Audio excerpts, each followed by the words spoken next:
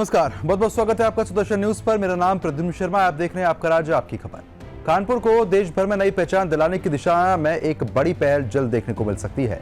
कानपुर से कानपुर मेल नाम की विशेष ट्रेन आपको बता दें कि शुरू करने की उसकी तैयारी चल रही है।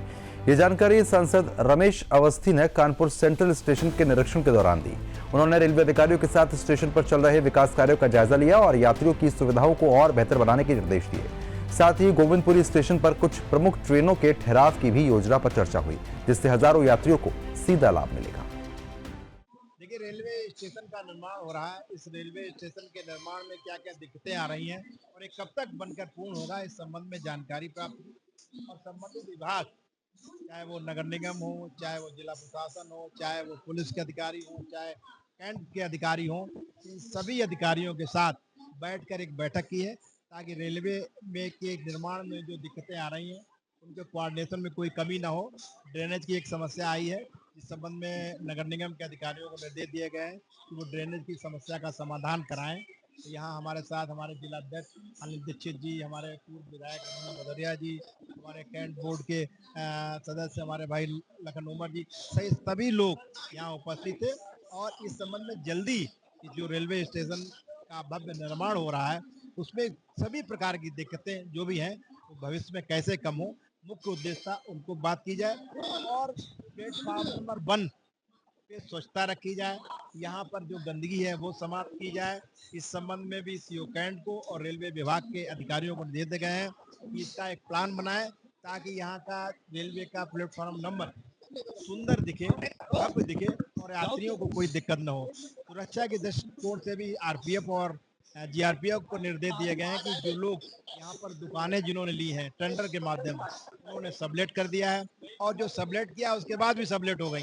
इससे कई अराजक तत्व यहाँ स्टेशन पर नजर आते हैं, उनको चिन्हित किया जाए, उनको इनके बारे में पता किया जाए और उन मूल लोगों को ही जो आवंटी है उनको ही कार्य करने दिया जाए, उनको ये निर्देशित किया जाए।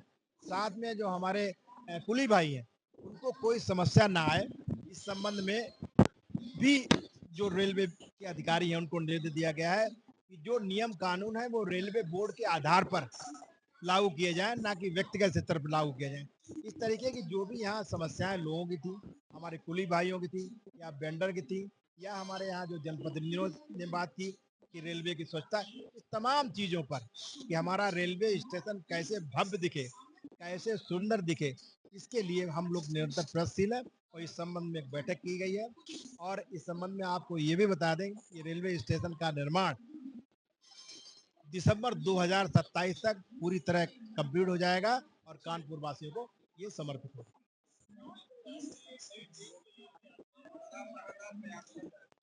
देखिए, मेरा मानना है कि कानपुर एक बहुत बड़ा औद्योगिक शहर है और लगभग यहाँ 250 गाड़ियां पर डे गुजरती हैं। 90,000 लोगों का फुटपाल है। मुझे लगता है देश में 5 ऐसे बड़े रेलवे स्टेशन होंगे जहां इतना बड़ा फुटपाल होगा। लेकिन एक विडंबना ये है कि कानपुर के नाम से अभी तक कोई ट्रेन नहीं थी, तो मैंने कानपुर मेल के नाम से एक ट्रेन चलाने की माननीय मंत्री से मांग की है और मुझे पूरी उम्मीद है कि भविष्य में कानपुर मेल के नाम से, ताकि कानपुर की पहचान भी हो, वो ट्रेन उसके नाम से एक ट्रेन चलाई जाएगी। साथ में और भी गाड़ियां हमारे कानपुर सेंट्रल के अतिरिक्त गोविंदपुरी में भी रुके ताकि वहां भी लोगों को, यात्रियों को जो हमारे गोविंदपुरी साइड के हैं उनका लाभ उनको मिल सके। इस संबंध में भी चर्चा हुई है और भविष्य में आपको सकारात्मक परिणाम दिखेंगे।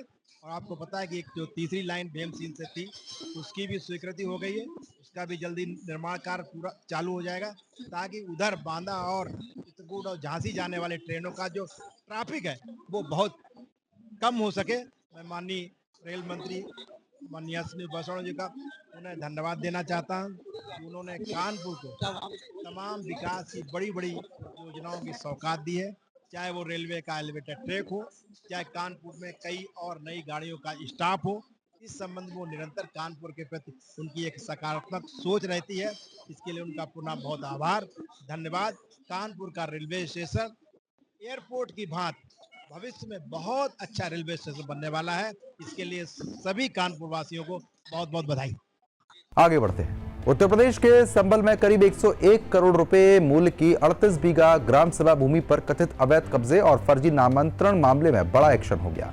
जिला प्रशासन की तहरीर पर पूर्व अधिशासी अधिकारी, चकबंदी अधिकारियों, पूर्व चेयरमैन से जुड़े लोग सहित 32 नामजद और अन्य अज्ञात के खिलाफ एफआईआर दर्ज हो गई। आरोप है कि फर्जी पट्टे के आधार पर सरकारी जमीन का अवैध रूप से नामांतरण कर व्यवसायिक उपयोग इस पर हो रहा था। डीएम अंकित खंडेलवाल और एसपी कृष्ण कुमार बिश्नोई ने मौके पर जांच की और सख्त कार्रवाई के निर्देश दिए। देखिए, संभल मुरादाबाद हाईवे पे लगभग 38 बीघा जमीन थी, जिसे नगर पालिका के द्वारा गलत तरीके से पट्टा दे करके किसी प्राइवेट खातेदार के नाम कर दी गई थी। उसको विधिवत चकबंदी न्यायालय से सुनवाई करा करके ग्राम सभा में दर्ज करा गया है। उसी क्रम में जो लोग उसमें संलिप्त थे, तत्कालीन ईओ, इसके अलावा तत्कालीन डीडीसी, जिनके माध्यम से ऑर्डर किया गया, नगर पालिका के अन्य कर्मचारी, मूल पट्टा धारक और उसके बाद उन जमीन के क्रेता जिन्होंने उस सरकारी जमीन को खरीदा, इन सभी के विरुद्ध एफआईआर कराई गई है और इसमें गिरफ्तारी के भी प्रयास किए जा रहे हैं। कोशिश है कि जिन लोगों के द्वारा ये किया गया है उनके गिरफ्तारी के बाद प्रॉपर्टी जब्त करके उन्हीं से रिकवरी कराई जाए। इस प्रकार के कुल कितने लोग हैं? एफआईआर में लगभग 21 से 22 लोगों के नाम हैं और कुछ अज्ञात भी हैं जिनकी विवेचना के दौरान नाम उसमें खोले जाएंगे। सर, आगे किस तरह के प्रशासन की तरफ से कार्रवाई की जाएगी, जिस तरीके से सरकारी जमीनों पर लगातार संबल प्रशासन कार्रवाई करता हुआ? लगातार ये कार्रवाई चालू रहेगी और आपके माध्यम से मेरी आमजन से भी अपील है कि जहाँ भी इस प्रकार के प्रकरण हैं, कृपया उन लोग के संज्ञान में लाएं, जिससे समय रहते उन सरकारी जमीनों को बचाया जा सके और उनको किसी न किसी सार्वजनिक प्रयोजन के लिए आरक्षित किया जाए। सर, इसमें कुछ सरकारी अधिकारियों की भूमिका भी संलिप्त है, उसकी भी? जैसे मैंने बताया कि जो नगर पालिका के अधिशासी अधिकारी थे उस समय के सरकारी या फिर डीडीसी थे या नगर पालिका के अन्य कर्मचारी थे, इन लोगों की भूमिका को भी इसमें संलिप्त पाया गया है और उनके विरुद्ध भी वैधानिक कार्रवाई की है। कुछ नेता भी है सर? जो भी हो, आमजन हो या नेता हो या किसी भी प्रकार के लोग हैं, जो भी लोग सामने आएंगे उन सभी के विरुद्ध कार्रवाई। जनपद संभल के कस्बा संभल में संभल से मुरादाबाद की ओर जो सड़क जाती है, हाईवे है, उस पर 38 बीघे ग्राम समाज की ज़मीन है। उसको आज से कुछ साल पूर्व नगर पालिका चकबंदी के कुछ अधिकारियों की मिली भगत की वजह से 101 करोड़ रुपए की इस ज़मीन को खुर्द कर दिया गया। कुछ समय पूर्व डीएम साहब को और हमें एक एप्लीकेशन प्राप्त हुई थी। उस एप्लीकेशन में बताया गया कि 101 करोड़ रुपए के मूल्य की 38 बीघे सरकारी ज़मीन है, उसको तत्कालीन जो उप संचालक चकबंदी है और उसके साथ साथ में ईओ, इन सब लोगों के द्वारा मिली भगत से इसको औने पौने दाम पे बेच दिया गया है, जो कि विधि विरुद्ध है। ग्राम समाज की सरकारी ज़मीन को बेचने का ना तो नगर पालिका को कोई हक है, ना ही चकबंदी को किसी प्राइवेट व्यक्ति को देने का हक है। इन लोगों ने 15/2/2008 को फर्जी तरीके से एक सईदुल रहमान नामक व्यक्ति के नाम पे ये फर्जी नामांतरण कर दिया गया और इस नामांतरण करने का कार्य है ये उप संचालक चकबंदी के द्वारा किया गया। बाद में माननीय उच्च न्यायालय के अंदर एक अपील योजित की गई। उसको जो तत्कालीन ईओ राजकुमार थे, उन लोगों उसके द्वारा उसको नॉट प्रेस कर दिया गया, जो कि उसकी मिली भगत को दर्शाता है। खेम सिंह खड़क नामक व्यक्ति था, जिस व्यक्ति ने जो उप संचालक चकबंदी था और उसी ने इसका नामांतरण को करवाया था। और उस समय की जो मानचित्रक और पैरोकार साबुद्दीन और माजिद खान है, इन लोगों के द्वारा भी इस ज़मीन को खुर्द करने में सहयोग किया। इस प्रकार कुल 31 लोगों के द्वारा ज़मीन को उस खरीदना पाया गया और नगर पालिका के लोगों की संलिप्तता भी प्रकाश में आई है। इन सब लोगों के खिलाफ 420, 67, 68, 71 और सार्वजनिक संपत्ति को डिस्ट्रॉय करने के जो रिलेवेंट सेक्शंस हैं, उन सब में अभियोग पंजीकृत किया गया है और इनके खिलाफ विधिक कार्रवाई सुनिश्चित की जा रही है। सर, इसका जो मुख्य मास्टरमाइंड है सऊदुर रहमान, उसके कितने परिवार के लोग इसमें शामिल हैं? इबादुर रहमान खान करके व्यक्ति हैं जो उसके मुख्य वारिस हैं। उनके द्वारा इस ज़मीन को आगे खुर्द करने का कार्य है वो किया गया है। वर्तमान में वहाँ उस ज़मीन पे पोजीशन सरकार को वापस दिलाने की कार्रवाई है वो की जा रही है। उत्तर प्रदेश के मेरठ के भावनपुर थाना क्षेत्र के लू बक्सर गांव में मारपीट की एक घटना सामने आई। आरोप है कि रफीक के पुत्र छोटू, नफीस और हनीस ने जॉनी नामक व्यक्ति पर हमला कर दिया, जिसमें वह गंभीर रूप से घायल हो गए, जबकि उनकी पत्नी को भी चोटें पहुंची। पीड़ित परिवार का कहना है कि उन पर पहले भी विवाद और हमले होते रहे हैं, लेकिन पुलिस द्वारा अब तक कोई ठोस कार्रवाई नहीं की गई। फिलहाल पीड़ित परिवार ने पुलिस से सुरक्षा और मामले की निष्पक्ष जांच की मांग उठाई है। और ये मेरे पीछे भाग निकले जी और इन्होंने मेरा सिर फोड़ दिया जी। किन लोगों ने? जी मुस्लिम लोगों ने जी। क्या नाम है उनके? इनका नाम है जी, एक का छोटू सनोप रफीक, हम्म एक का नाम है नफीस, उसका नाम सनोप है रफीक। हम्म और एक हुआ है, क्या नाम है जी इसका, हनीस। हम्म और एक जी नूरसन, हम्म और एक आमिर खान, और एक जी छोटू गुलफाम। ये सारे मुसलमान है जी। मेरा तो एकला घर है जी। हम्म और जी रास्ते में खाट वाट भी घेर घेर कर रखा है जी। जब शाम के टाइम हम मोटरसाइकिल लेकर, हम्म तो ये जी बताओ कहाँ को निकलेंगे हम जी। हम्म रास्ता भी रोक गए हैं जी। ये हम्म जी रोज की जा रहे हैं जी। कभी तो नुका जी नुका सीओ साहब आएंगे, कभी भी आएंगे जी, ऐसे टला दें जी। अजी चमेटे में बेटे जी बहुत बुरी बुरी गाली दे हैं जी। हम्म जो कई किसी वजह से जी पैप चला दें, भारे को हवा लगाए ढोर को, जब गाली दे हैं जी। तो क्या इन लोगों के खिलाफ कभी कोई कार्रवाई हुई? नहीं जी, कोई कार्रवाई नहीं। नहीं जी। आप क्या कार्रवाई चाहते हैं आप? जी मैं तो मुकदमा दर्ज करवाऊंगा जी इनके पास। अजी हमें वो शिकायत करते हैं, हम उसमें हमारी कोई वो सुनवाई नहीं होती है। हमें 3-4 दिन जाते जाते हो गया, हमें ये भगाते हैं। लीजिए आज शिवा होगा, आज फलाना होगा, नुहा ऐसी भगा के हम आ जाते हैं। हम अपना जामे और अपना आ जाए किराया भाड़ा ठा अच्छा, कौन लोग हैं, क्या उनके नाम है जो आपको परेशान करते ये मुसलमान लोग हैं। मेरा केरला घर पे है, हैं? केरला घर है। मैं जब पथराव करा है मेरे पे, तो मैं, मेरी बड़ी बहू और मेरे से ये पोती पोते, हम थे वहाँ। ना मेरा आदमी था ना मेरा कुछ था, वे थे जंगल में। हम्म किस टाइम पथराव करा है तो इन्होंने हम घेर के, हम इन्होंने हमारे जाल में हमारा क्षति करी है। हम्म तो हम जो हमें कहिए तो चमटो तुम्हें यहाँ रहना मौत कर देना, उसने कर दिया।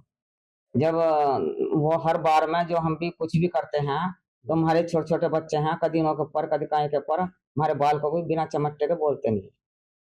हर बात हम बर्दाश्त करते करते हम बहुत दिनों बता पहले बर्दाश्त करते हैं। मेरठ के भावलपुर थाना क्षेत्र के गांव लू बक्सर के अंदर भीम मीम के नारे की एक बार फिर पोल खुली। दलित परिवार के लोग बाग हमारे साथ यहाँ मौजूद है, जहां पर मुस्लिम जिहादियों की भीड़ ने हमला किया दलित परिवार पर और पथराव किया, जिसके बाद अभी तक कोई मुकदमा दर्ज नहीं हुआ है। पीड़ित परिवार के लोग हैं, पहले बात करेंगे। क्या नाम है आपका? जोनी। जोनी जी, सिर में चोट लगी है, 60 टाके आप बता रहे हैं। पुलिस के द्वारा अभी तक क्या कार्रवाई हुई ये बताइए पहले। ये हमारी कोई नहीं सुन रहा जी। जामा जी रोज की भगाते हैं वहां से। अच्छा, कौन लोग हैं, क्या उनके नाम हैं जिन लोगों ने आपके साथ मारपीट की? मुस्लिम लोग हैं ये। हाँ, क्या नाम है उनके? उनके नाम ये एक नप्पो है, एक हनीस है, एक छोटू है, नूरसन है, आमिर खान है, और एक दूसरा छोटा गुलफाम, गुलफाम का लड़का, जिन्होंने मेरे पर वारदात की जी। फिर पथराव करा जिन्होंने। पथराव भी किया आपके ऊपर? और भी परिवार में किसी को चोट आई है जी? हाँ गुम चोट आई, गुम चोट आई है जी। बौका लगी हुई मेरी और भी माता जी, आपका क्या नाम है? आपसे तो पूछना चाहेंगे कि किस तरीके से बता रहे हैं कि जो मुस्लिम आबादी है वो यहाँ बड़ी संख्या में है, और आप लोगों के परिवार के जो मकान है वो कुछ चुनिंदा मकान है, और आप लोगों को किस तरीके से मतलब यहाँ परेशान किया जा रहा है, किस तरीके से, क्या दिक्कत है? अजी हमें परेशान हर वक्त करते हैं हम तो। इन्होंने कई पेड़ टांग लगा दी हमारी। अब का हम पहले भी गए हम पुलिस में, जब हमारी वो नहीं करी, और अब फिर गए हैं, फिर हमारी वो नहीं करी। प्रधान नहीं है यहाँ की, ये इसे मुसलमान नहीं, उनके खानदान।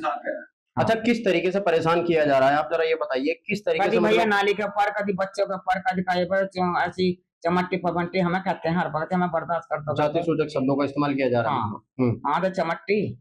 अरे तो क्या कभी आपने पुलिस प्रशासन में इसकी शिकायत नहीं की? कई फेर कर ली। आप थाने गए? हाँ। थाने में अगर आपकी कोई सुनवाई नहीं हुई तो क्या आप कुछ अधिकारियों के पास कभी पहुंचे? नहीं जी, हम अधिकारियों के पास पहुंचे, हमें फिर आगे नहीं जान दे रहे, हमें भगा भगा कर यहीं रखते हैं। हमें रोज की घर भेज दें, मैं वहां बुलाऊंगा, वो सीओ साहब आएंगे, मैं जब फोन कर दूंगा, जब आ जाइयो तुम सारा परिवार आ जाइयो, और हम आओगे 3-4 दिन, आज 5वां दिन दिखा है। आपका मुकदमा दर्ज नहीं हुआ है? नहीं जी। आप योगी सरकार से क्या मांग करेंगे? नहीं जी। क्या मांग करती हैं अभी आप, क्या कार्रवाई चाहते हैं? हम ये करते हैं जी, हमें न्याय होना चाहिए। अच्छा बाबूजी, आपकी उम्र क्या है? मेरी कोई 68 साल के करीब है। 68 साल आपको हो गई इस गांव में लगभग रहते हुए। तो ये बताइए कि किस तरीके से मतलब आप लोगों के, जो आपका परिवार है, चुनिंदा परिवार आप बता रहे हैं, दलितों के आपके मकान हैं, और जो मुस्लिम लोग हैं वो लोग यहाँ पर हमला करते हैं, मारपीट करते हैं। पहले भी कई मामले इस तरह के गांव में हुए हैं, क्या कहेंगे? हाँ जी, ये क्या नाम है, हमारा मकान यहाँ एकला है, और एकले पे ये सगले मोमडन है यहाँ जी, और रास्ते में खाट उट बिछा लेते हैं। शाम के टाइम जो मतलब शाम के टाइम ज्यादातर भीड़ करते हैं ये। हमारा लड़का जो मोटरसाइकिल लेकर आता है, दिक्कत नहीं देते ये, और ना खाट हटाते हैं ना कुछ करते हैं। अगर इनका चोट जरा सी भी लग जाएगा तो ये फिर बजाऊंगा उनका। तो आपने इसकी शिकायत कभी की, कोई कार्रवाई हो रही है आपके? हमारी कार्रवाई कोई नहीं हो रही जी। और शिकायत हम ना करिए थाने में जाएगा, ना हमारी कोई रिपोर्ट लिखी गई है, ना कुछ ना। तो बिल्कुल देखिए, यहाँ इस गांव के अंदर जो दलित परिवार के जो लोग बाग हैं वो बिल्कुल एक डर के साए में यहाँ जीते हैं, क्योंकि आसपास के अगर क्षेत्र की हम बात करें तो यहाँ पर बड़ी संख्या में मुस्लिम आबादी जो यहाँ पर रह रही है वो दलित परिवारों को लगातार टारगेट कर रही है। अब भीम इनके जो नारे लगाने वाले जो नेता हैं वो अभी तक भी इन परिवार के पास, दलित परिवार के पास नहीं पहुंचे हैं। ये आप देखिए कि इनके सिर में 7 टाके लगे हैं, उसके बावजूद जो थाना पुलिस है उसने अभी तक इनकी कोई कार्रवाई नहीं की है। पिछले 3 दिनों से ये लगातार थाने के चक्कर काट रहे हैं। केवल इनका मुकदमा तो दर्ज नहीं किया गया, लेकिन हाँ, इनको आश्वासन जरूर दिया जा रहा है। वीडियो जर्नलिस्ट फैलाद के साथ मनीष कुमार, मेरठ। मुजफ्फरनगर में साइबर अपराध के खिलाफ बड़ी कार्रवाई करते हुए पुलिस ने 20,000 रुपए के इनामी शातिर साइबर ठग मोहम्मद रेहान को गिरफ्तार किया।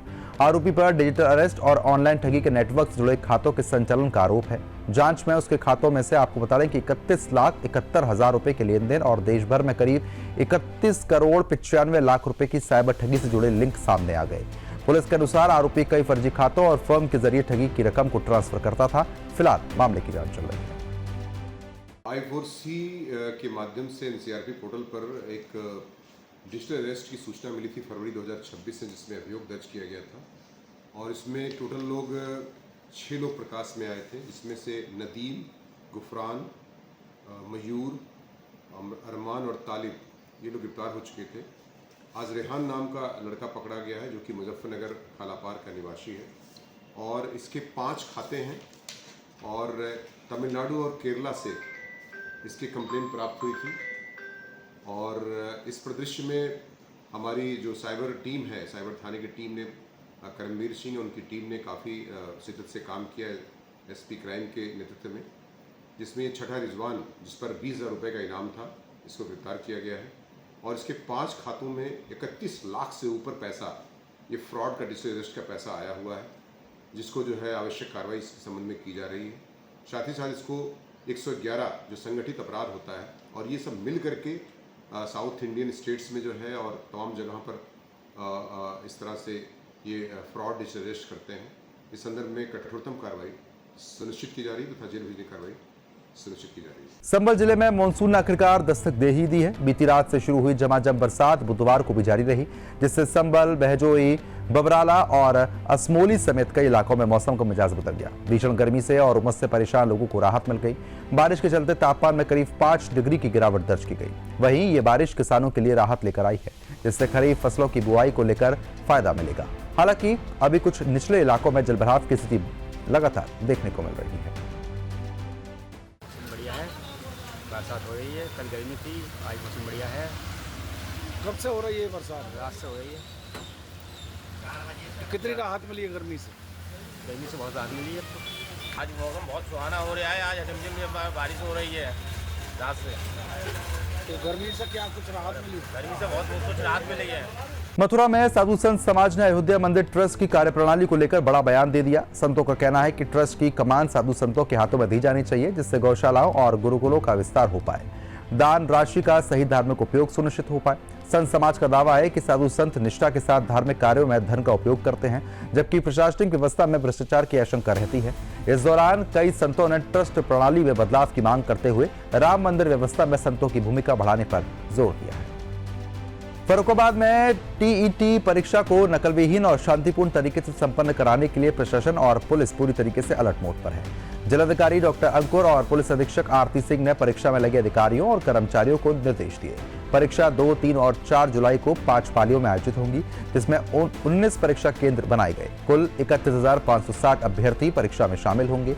सुरक्षा के लिए 19 सेक्टर मजिस्ट्रेट और 526 कक्ष निरीक्षक जो है वो तैनात किए गए हैं। परीक्षा केंद्रों पर मोबाइल इलेक्ट्रॉनिक उपकरण पूरी तरीके से प्रतिबंधित रहेंगे। टीईटी परीक्षा मीटिंग की क्या दिशा निर्देश दिए, कितने परीक्षा केंद्र बनाए गए निष्पक्ष परीक्षा संपन्न कराने के लिए? जनपद में टेट की परीक्षा होनी है 2, 3, 4 जुलाई को, जिसमें 2 पालियों में होनी है। प्रति पाली 6312 परीक्षार्थी एक्सपेक्टेड हैं। लगभग 31,000 परीक्षार्थियों द्वारा इसमें परीक्षा दी जाएगी। सभी केंद्रों पर स्टैटिक और सेक्टर मजिस्ट्रेट लगा दिए गए हैं। सभी जो सीसीटीवी कैमरा भी लगाने के निर्देशित समय से लगाने के निर्देश दे दिए गए हैं और सभी केंद्रों पर ड्रिंकिंग वाटर और ओआरएस की सुविधा देने के लिए सभी केंद्रों पर स्वास्थ्य विभाग को निर्देशित कर दिया गया। अब खबर कानपुर से है। पुलिस ने फर्जी फर्म बनाकर करीब 3200 करोड़ के बड़े साइबर और आर्थिक फ्रॉड का खुलासा कर दिया। इस मामले में 50,000 के इनामी शातिर आरोपी फैज को लखनऊ के अलीगंज क्षेत्र से गिरफ्तार किया गया। पुलिस के अनुसार आरोपी अपने पिता और गिरोह का सरगना के साथ मिलकर कमजोर और जरूरतमंद लोगों को बीमा, लोन और सरकारी योजनाओं का झांसा देकर उनके दस्तावेजों से फर्जी जीएसटी फर्म और बैंक खाते खोला करते थे। इस पूरे मामले की जांच अब आईडी ने भी आपको बता दें कि शुरू कर दी है। फिलहाल पुलिस कार्रवाई कर रही है। आज के पीसी के बारे में बता दें कि आज के इस मामले में है, कौन पकड़ा गया है? देखिए, आप विदित हैं, फरवरी माह में दिनांक 16/17 में एक घटना घटित हुई थी थाना क्षेत्र चकीरी श्यामनगर चौकी क्षेत्र में। इसमें एक डकैती की घटना घटित हुई थी जिसमें मुकदमा वादी था। पहले स्टार्टिंग में घटना से डिनाई कर दिया, लेकिन वहाँ पे जो उपस्थित लोग थे और जो वहाँ टेक्निकल हमें जो एविडेंसेस मिले वो घटना की पुष्टि किए। फिर हमने जो मुकदमावादी है इसको मोटिवेट करके हमने फिर इसमें डकैती की जो मुकदमा था वो लिखवाया था। उसके बाद पूरी घटना हमने वर्कआउट की। जितने डकैती में शामिल लोग थे सबको हमने जेल भेजा। उसकी जो धनराशि गई थी वो भी बरामद की थी। साथ ही साथ हमें दिमाग में कहीं ना कहीं हमारे सस्पिशन अराइज हुआ कि भाई इतनी बड़ी घटना हो गई और मुकदमावादी क्यों नहीं मुकदमा लिखवाना चाह रहा था। जब हमारी टीम ने एडीसीपी ईस्ट के नेतृत्व में पूरी घटना को बहुत ही गंभीरता से समझा, बहुत गंभीरता से इसको इन्वेस्टिगेट किया, तो ये पूरा खुलासा हुआ। इसमें हमारी सर्विलांस टीम भी लगी, हमारी स्थानीय टीम लगी, हमारी साइबर सेल डिस्ट्रिक्ट की लगी और ये पूरा खुलासा हुआ कि बेसिकली इसमें 2 वर्टिकल्स थे। एक स्क्रैप का वर्टिकल था और एक स्लॉटर हाउस के पैसे का वर्टिकल था। कानपुर में विशेष संचारी रोग नियंत्रण अभियान का शुभारंभ गीतानगर पार्क काकदेव से जिलाधिकारी जितेंद्र प्रताप सिंह ने किया। बता दें कि कार्यक्रम की शुरुआत मां सरस्वती की प्रतिमा पर माल्यार्पण और दीप प्रज्वलन के साथ हुई है। इस अवसर पर डीएम ने स्कूली बच्चे, स्वास्थ्य विभाग के अधिकारियों, कर्मचारियों को संचारी रोगों से बचाव, स्वच्छता और जलभराव रोकने की शपथ दिलाई। उन्होंने कहा कि डेंगू, मलेरिया और चिकनगुनिया जैसी बीमारियों से बचाव के लिए जन सहभागिता जरूरी है। अभियान के तहत पूरे जिले में साफ सफाई, फॉगिंग और एंटी लार्वा छिड़काव जैसी गतिविधियां चलाई जा रही हैं। हाँ, आज 3 प्रमुख अभियान 1 जुलाई 2026 से कानपुर नगर में हम लोग प्रारंभ कर रहे हैं।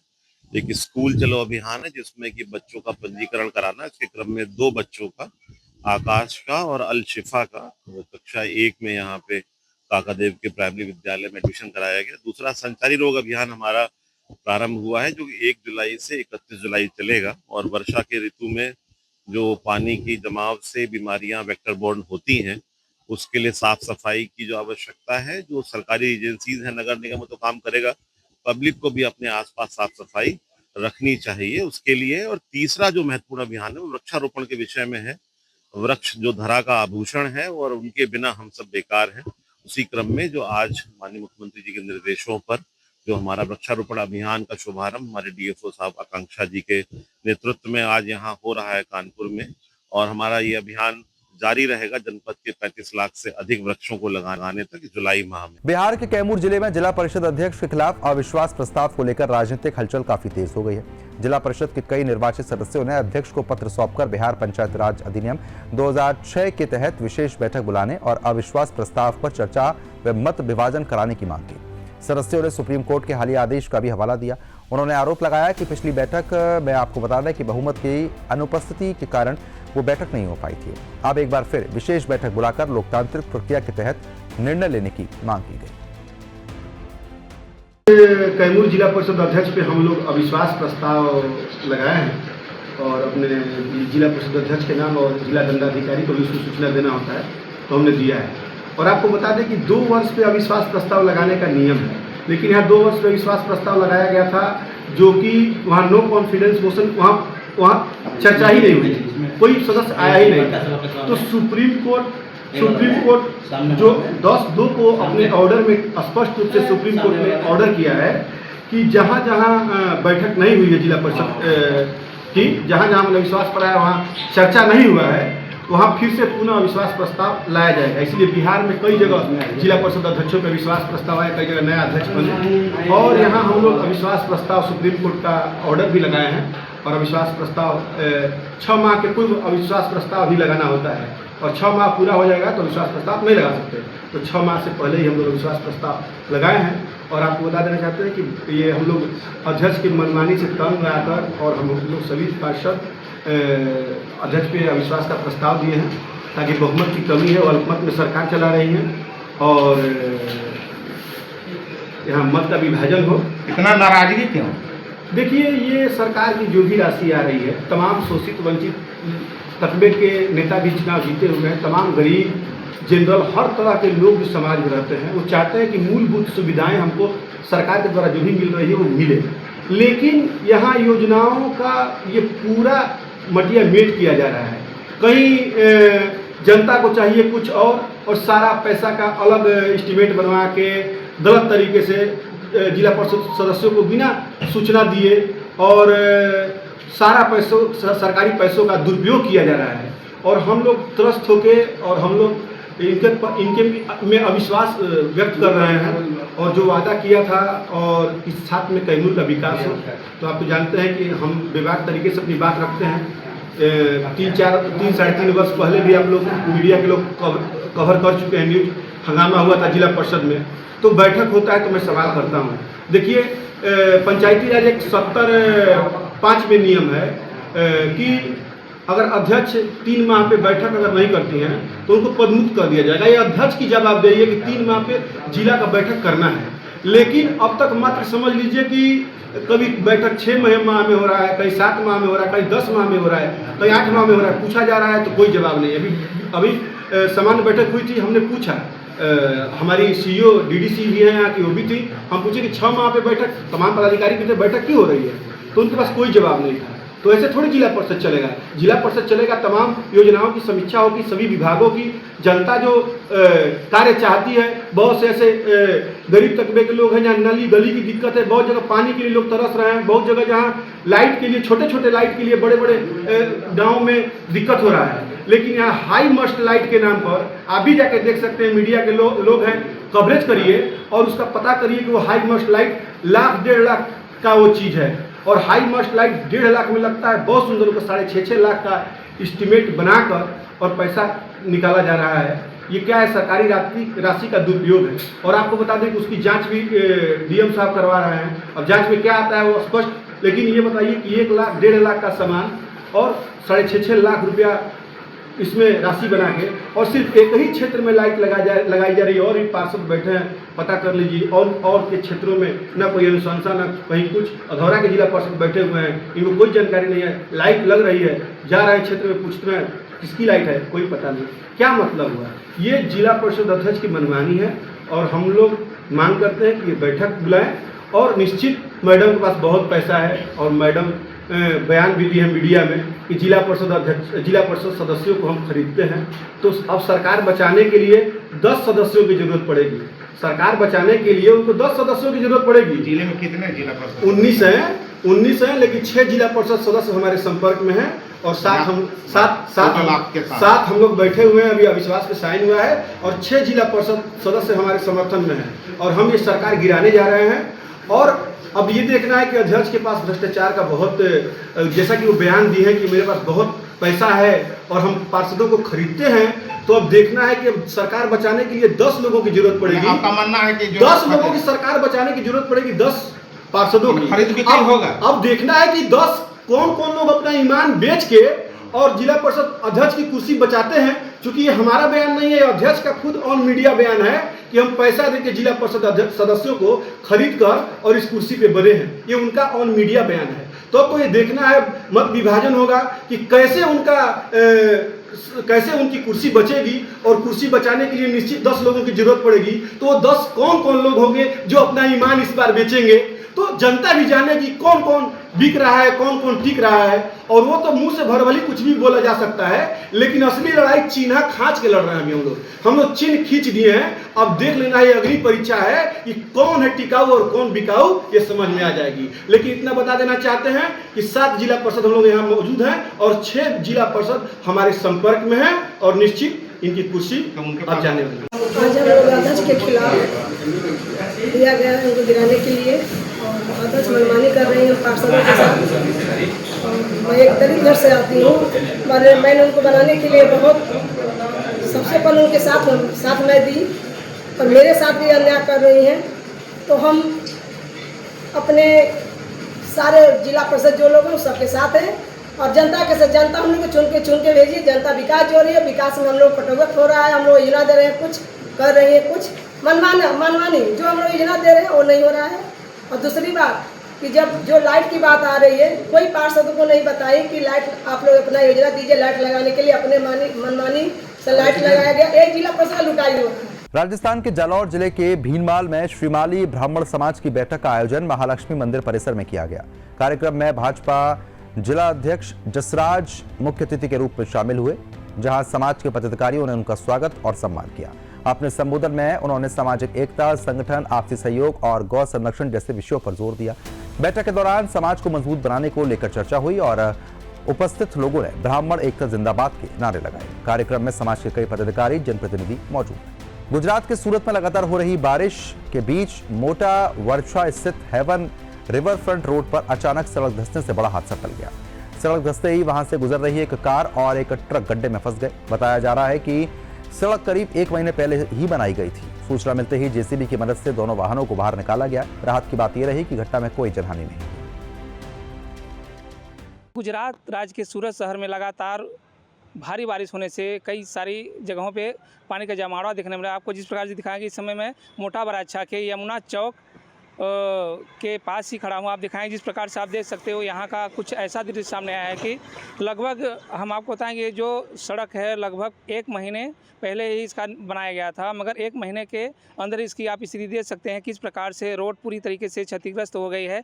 और आज लगभग आपको बताएं लगभग 10 से 12 घंटा की बारिश होने की वजह से ये जो सड़क की स्थिति है पूरी तरीके से ख़राब हो गई। जैसे ही एसएमसी को पता चला और उसके बाद उन्होंने अपने कर्मचारियों को भेज के ये जो सड़क निर्माण का कामकाज चालू कर दिया है। मगर ऐसे में एक सवाल बहुत बड़ा खड़ा होता है कि जिस प्रकार से रोड का निर्माण किया गया महज 1 महीने के अंदर ही इस प्रकार से अगर कोई क्षति होती है तो इसका जो खामियाजा है कौन भरे? क्या सरकार जिस प्रकार से कॉन्ट्रैक्टर को इस प्रकार का लाइसेंस रजू करती है या देती है कि सड़क बनाने में, तो ऐसे में जो जिस प्रकार से रोड पूरी तरीके से क्षतिग्रस्त हुआ इसका जिम्मेदार कौन हो सकता है? आप देखेंगे जिस प्रकार से रोड एक बारीकी से देख सकते हैं किस प्रकार से इसमें मटेरियल यूज किया गया, किस प्रकार से कामकाज किया, आप पूरी तरीके से देख सकते हैं। अब आप समझिए कि लगभग 1 महीने के अंदर इस प्रकार से अगर रोड क्षतिग्रस्त हो जाता है तो उसका जिम्मेदार कौन हो सकता है? अब ऐसे में सूरत शहर में बारिश का जो शुरुआती दौर है चालू हो गया, वो आज लगभग लगातार आप बारिश होने से इस प्रकार का नज़ारा देखने को मिला है। अभी हालांकि शुरुआती दौर है, अभी बारिश होना बाकी है। ऐसे में जिस प्रकार से सूरत शहर के कई विस्तारों में जल भराव देखने को मिला है तो इसका जिम्मेदार कौन हो सकता है? कैमरामैन संदीप सिंह राजपूत के साथ प्रेम के साथ सुदर्शन टीवी न्यूज सूरत गुजरात। झारखंड के सनतपुर में आदिवासी मूलवासी समाज द्वारा हूल दिवस श्रद्धा और संकल्प के साथ मनाया गया। कार्यक्रम में सीधो कान्हू चौक पर बड़ी संख्या में लोगों ने अमर शहीद को श्रद्धांजलि अर्पित की है। पारंपरिक पूजा अर्चना के बाद उपस्थित जनसमूह ने जल, जंगल, जमीन, संस्कृति और आदिवासी अस्मिता की रक्षा का संकल्प लिया। वक्ताओं ने कहा कि संघर्ष अंग्रेजी हुकूमत के खिलाफ ऐतिहासिक आंदोलन रहा है जो आज भी प्रेरणा देता है। कार्यक्रम में समाज के कई गणमान्य लोग और ग्रामीण बड़ी संख्या में मौजूद हैं। सतनपुर पंचायत संथालडी बागराबड़ा के बीचों में आज हूल दिवस मनाने के लिए हम लोग आज जुटे हैं और हमारे वीर सिद्धू कान्हू, चांद भैरव और जितना हमारे इस ब्रिटिश राज के लड़ाई में जो शहीद लोग को सभी को हम लोग आज हूल दिवस के रूप से मनाने के लिए आज हम लोग इस पहाड़ किनारे आज आए हैं और उसको हूल दिवस मना रहे हैं। इसलिए हम यही कहेंगे कि इसी तरह आज हम लोग हूल दिवस हमेशा वीर सिद्धू कान्हू, चांद भैरव और हमारे शहीदों अमर रहे और इसी तरह हम लोग मनाते रहेंगे। एटा में अलीगढ़ मंडल की मंडलायुक्त संगीता सिंह ने निर्माणाधीन मेडिकल कॉलेज, नर्सिंग कॉलेज भवन और 43वीं वाहिनी PSC की G11-11 बैरक का निरीक्षण किया। निरीक्षण के दौरान उन्होंने कार्यों की गुणवत्ता, सुरक्षा मानकों और समयबद्धता की समीक्षा की। मंडल आयुक्त ने फायर सेफ्टी नियमों के 100% पालन, फायर हाइड्रेंट व्यवस्था, विद्युत फिटिंग और सुरक्षित प्रवेश निकास की व्यवस्था को लेकर सख्त निर्देश दिए।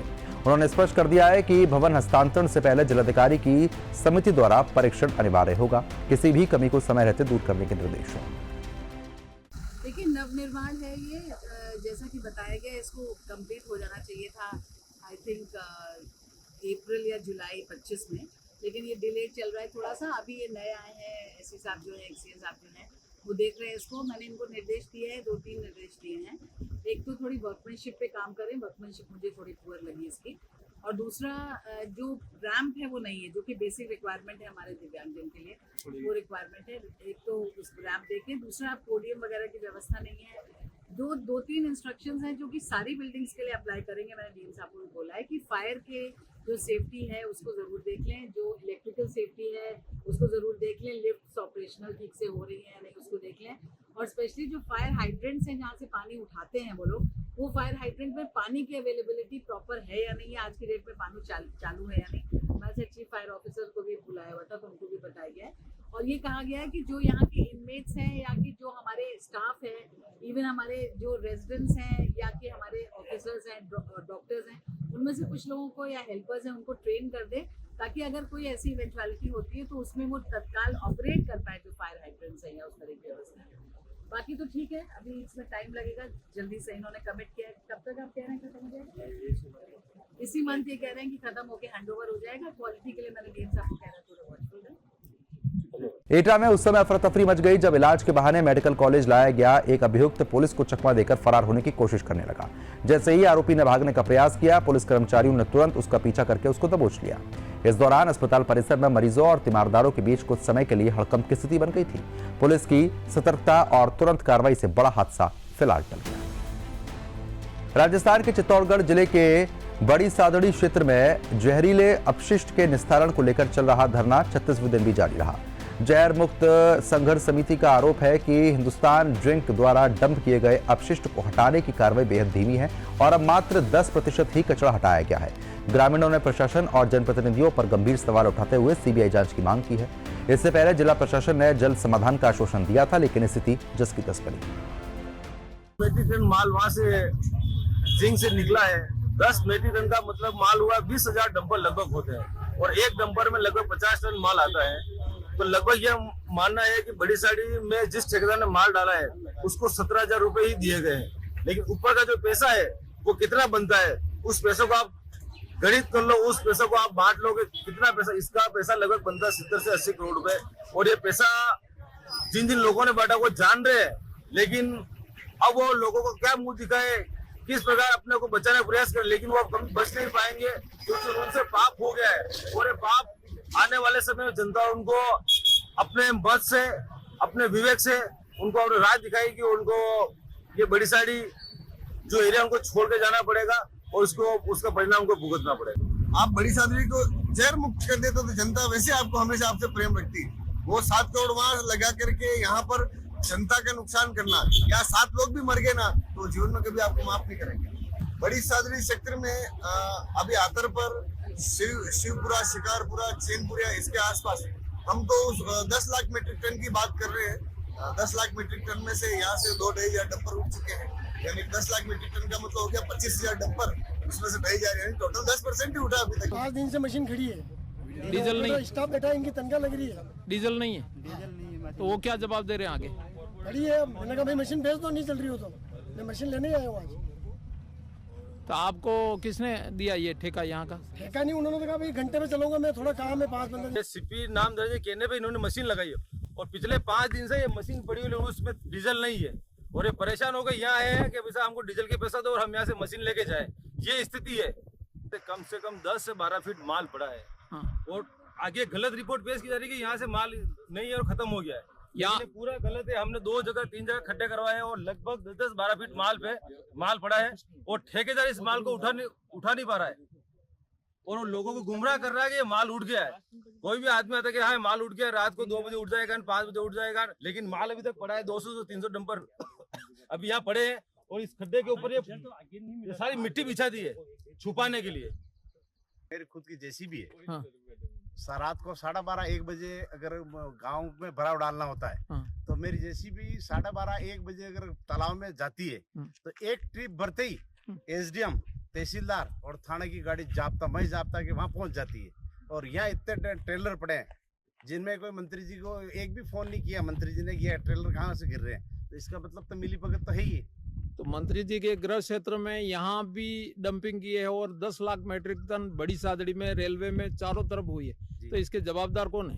मंत्री जी खुद है। और मंत्री जी स्वयं, मंत्री जी खुद ही है। उनको अगर कटसाना में जैसी भी चलती है उसका पता उनको चल जाता है। वो तो इतने टन, लाखों टन अगर यहाँ मलबा पड़ा है जिंक अपशिष्ट, तो उनको पता। जनता को भुगतना ही है, तो सरकार उस नुकसान के भरपाई के लिए कुछ न कुछ कदम जरूर उठाना चाहिए।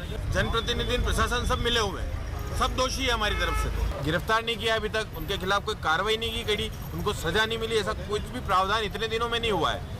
यहाँ के जनप्रतिनिधि जो वर्तमान में है, भले वो सांसद महोदय हो, भले मंत्री महोदय हो, और जो प्रशासन आज की तारीख में लगा रखा है, उन्होंने सबने अभी तक इतनी ढिलाई बरत रखी है। ये धरने को चलते चलते 34 दिन हो गए और पुलिया नंबर 1 से 22 तक अभी तक पड़ा हुआ है, आतर पे अभी तक पड़ा हुआ है, राइंग पुलिया 40 बीघा जगह पे अभी तक 7 करोड़ रुपए जहाँ स्टेडियम के लिए चित्तौड़ में पास करवाए, तो उनको बड़ी साड़ी की सांसद होते हुए उनको ये पता नहीं चल रहा है क्या कि बड़ी साड़ी की जनता कितनी दुखी है। केवल एक बार आकर चले जाना और 7 करोड़ रुपए पास कराना, उन्हीं के साथ में बैठ के फोटो खिंचवाना, 7 करोड़ रुपए में बड़ी साड़ी को बेचना ये गलत है।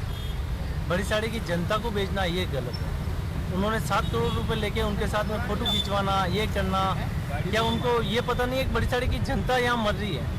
उनको ये सारी चीज़ें पता होते हुए भी उन्होंने ये काम किया है कि 7 करोड़ रुपए लेके इस मामले को दबाने की कोशिश की है, तो वो एक तरह से गलत है। जिन आए थे सब लोगों के सामने एक दिखावे के लिए 2-3 फ़ोन कर दिए, बाकी उनके अलावा आज दिन तक न तो हमारे से यूँ पूछा गया, न किसी एक दिन हाल चाल भी नहीं पूछा, न कांग्रेस के नेता ने, चित्तौड़ इतने बड़े बड़े नेता हैं, तो उन्होंने भी एक भी बार आके हमारी हाल चाल भी नहीं पूछा क्या हो रहा है, बड़ी साड़ी की जनता मरे तो मरे।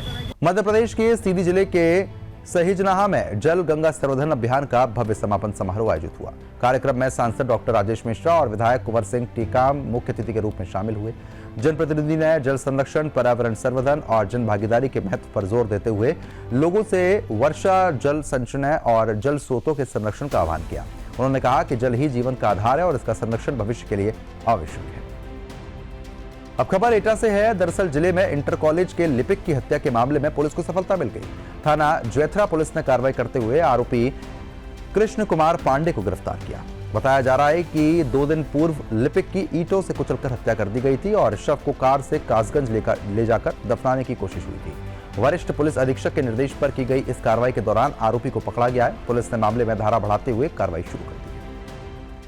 माधवानंद इंटर कॉलेज के लिपिक की हत्या हो गई थी, जिस संबंध में थाना जैथरा पर हत्या का अभियोग पंजीकृत किया गया था।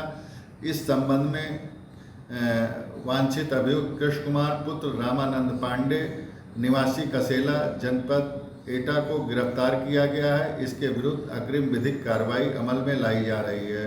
छत्तीसगढ़ के कांकेर जिले में अंधविश्वास के नाम पर ठगी करने वाले अंतर्राज्यीय गिरोह का पुलिस ने पर्दाफाश किया। थाना वांदे क्षेत्र में एक व्यक्ति को घर में सोना निकालने का जासा देकर करीब 5 लाख रुपए की ठगी हो गई।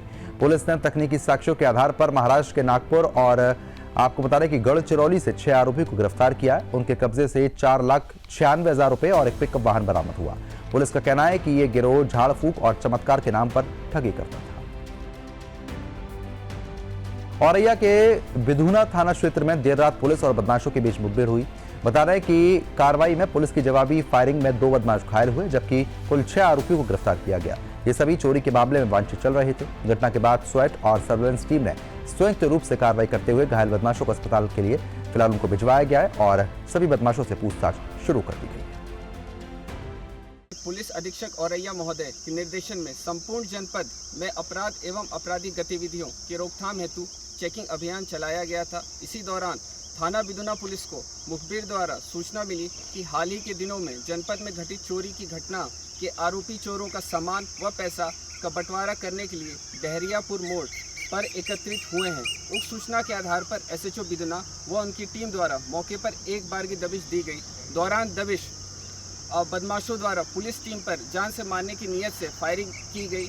आत्मरक्षार्थ सिखाए हुए तरीके से जवाबी कार्रवाई में बदमाश Momin son of Suleman resident of Islam Nagar Saurikh Kannauj व विकास उर्फ Gaurav son of Ram Bakhsh resident of Haripur Kishni Mainpuri के पांव में गोली लगी है व अन्य 4 अभियुक्त सहित कुल 6 अभियुक्तों को गिरफ्तार किया गया है, जिनके कब्जे से भारी मात्रा में नकदी, चोरी के जेवरात व 2 4 पहिया वाहन व 1 बुलेट मोटरसाइकिल व 2 अवैध तमंचे 315 बोर जिंदा एवं खोखा कारतूस बरामद किए गए हैं।